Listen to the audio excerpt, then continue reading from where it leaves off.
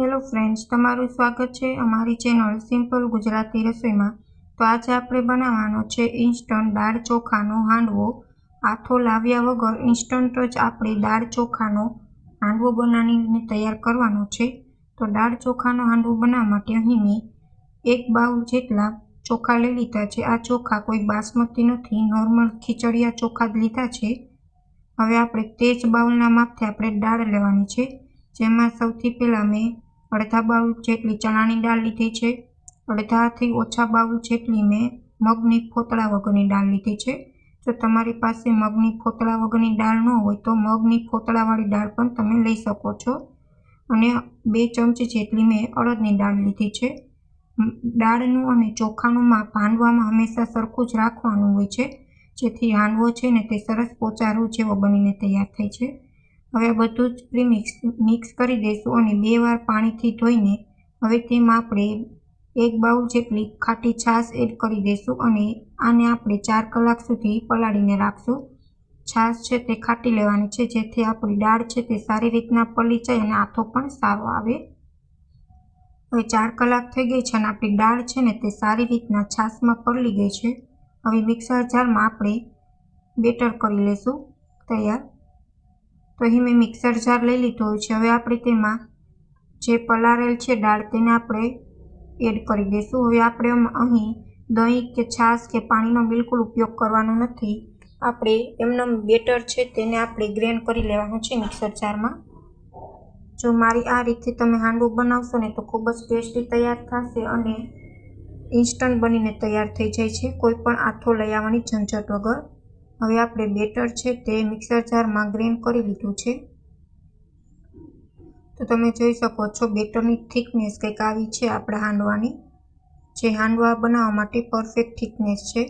હવે આપણે બધા જ બેઝિક મસાલા એડ કરી દઈશું, જેમાં અહીં મેં આદુ મરચાંની પેસ્ટ કરી છે તે એડ કરી દઈશું। આદુ મરચાંની પેસ્ટ એડ કરવાથી હાંડવામાં ટેસ્ટ છે તે સરસ આવે છે। હવે સ્વાદ અનુસાર મીઠું એડ કરી દઈશું। અડધી ચમચી જેટલી હિંગ એડ કરી દઈશું। 1 ચમચી હળદર એડ કરી દઈશું। અડધી ચમચી જેટલું ગરમ મસાલો, અડધી ચમચી ધાણા જીરું પાવડર અને અડધી ચમચી જેટલું લાલ મરચું પાવડર મિક્સ કરી દઈશું। અહીં તમે ખમણેલી દૂધી પણ એડ કરી શકો છો હાંડવામાં, પણ અહીં મારી પાસે દૂધી નથી એટલે મેં હાંડવામાં દૂધી છે તે એડ નથી કરી, તો જો તમારી પાસે હોય તો ચોક્કસથી એડ કરવી।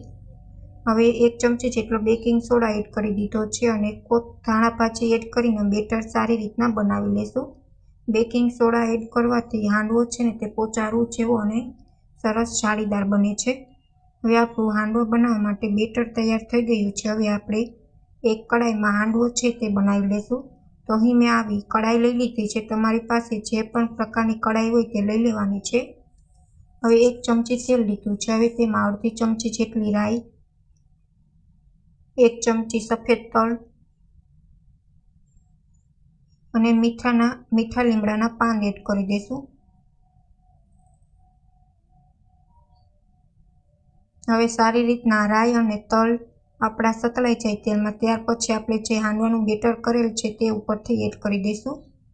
અને આ પ્રોસેસ કરો ને ત્યારે ગેસની ફ્લેમ એકદમ લો રાખવાની છે, જેથી હાંડવો છે ને તે નીચેથી આપણો બેસી ન જાય અને એકદમ સરસ બનીને તૈયાર થાય।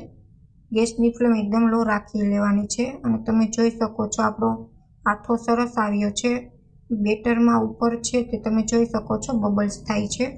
હવે આપણે આ હાંડવાને 2 મિનિટ સુધી આપણે સાતળી લઈશું તેલમાં, અને 2 મિનિટ થઈ ગઈ છે અને આપણો હાંડવો છે ને તે કડાઈથી જુદો થઈ ગયો છે, એકદમ નોખો પડી ગયો છે। હવે આપણે તેને બીજી સાઈડ પલટીને 2 મિનિટ સુધી બીજી સાઈડ પણ આપણે તેને તેલમાં સાતળી લઈશું, એટલે આપણો હાંડવો છે ને તે સારી રીતના સતળાઈ જાય તેલમાં।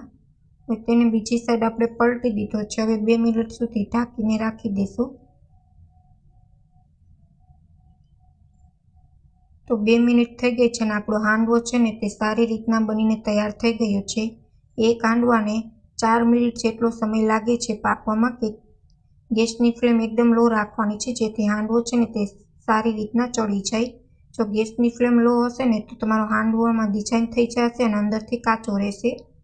અને હાંડવો બહુ જાડો ન પાથરવો, એકદમ પાતળો નહીં અને જાડો નહીં તેવો પાથરવાનો, જેથી હાંડવો છે ને તે સારી રીતના ચડી જાય કઢાઈમાં.